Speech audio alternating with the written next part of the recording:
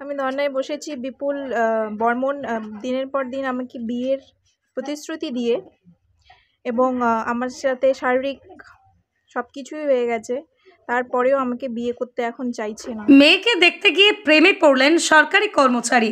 বিয়ের প্রতিশ্রুতি দিয়ে সহবাস করেও বিয়ে না করায় ধর্নায় যুবতী।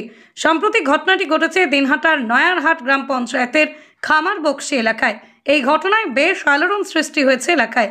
জানা যায়, দিনহাটার বড় শৌলমারি গ্রাম পঞ্চায়েতের এক যুবতীর সঙ্গে দিনহাটার নয়ারহাট গ্রাম পঞ্চায়েতের খামারবক্সি এলাকার এক সরকারি কর্মচারী যুবকের 4 মাস আগে সোশ্যাল মিডিয়ায় প্রেমের সম্পর্ক গড়ে ওঠে।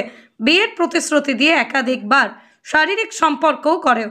হঠাৎ বিয়ে করতে অস্বীকার করায় ওই যুবকের বাড়িতে মঙ্গলবার রাতে যায় ওই যুবতী। কিন্তু যুবতীর অভিযোগ, সেই সময় বাড়ির লোকজন তাদের মারধর করে বাড়ি থেকে বের করে দেয় এবং বাড়ির লোকজন ঘরের দরজা তালা দিয়ে চলে যায়।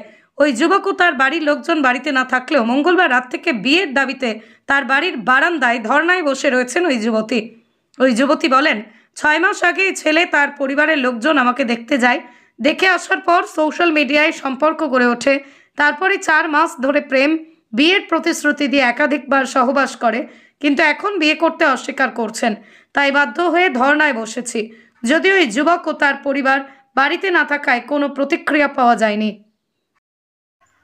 আমি ধর্নায় বসেছি। বিপুল বর্মন দিনের পর দিন আমাকে বিয়ের প্রতিশ্রুতি দিয়ে এবং আমার সাথে শারীরিক সবকিছুই হয়ে গেছে, তারপরেও আমাকে বিয়ে করতে এখন চাইছে না। কি বলছে? বলছে যে বিয়ে করব না, যা হয় হয়ে যাক, চাকরি যাবে, জেল খাটবো, কিন্তু বিয়ে করব না।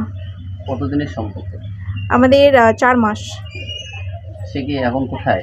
আমি জানি না সে কোথায়, হয়তো বা পালিয়ে বেড়াচ্ছে। আপনি কখন এসেছেন? আমি কালকে 11টায় এসেছি, রাত 11টায়। তারপরে এসে কি দেখলেন? এসে দেখলাম ওর মা বাবা আছে।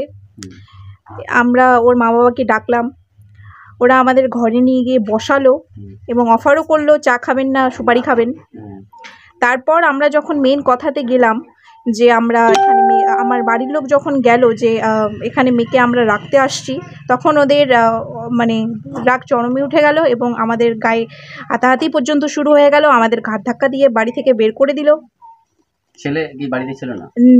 ছেলে বাড়িতে ছিল। আমরা এটা জানি যে ছেলে ছিল, কিন্তু তারপরে হয়তোবা ছেলেকে ওরা পালিয়ে দিয়েছে। তবে সারা রাত কি এখানেই থাকলেন বাইরে? হ্যাঁ, সারা রাত এখানে আমরা বাইরে, আমাদের ঘরে থাকতে দেয়নি, ঘাট ধাক্কা দিয়ে বের করে দিয়েছে। আমরা সারা রাত এদের উঠোনে ছিলাম, তারপর বারান্দায় আসলাম।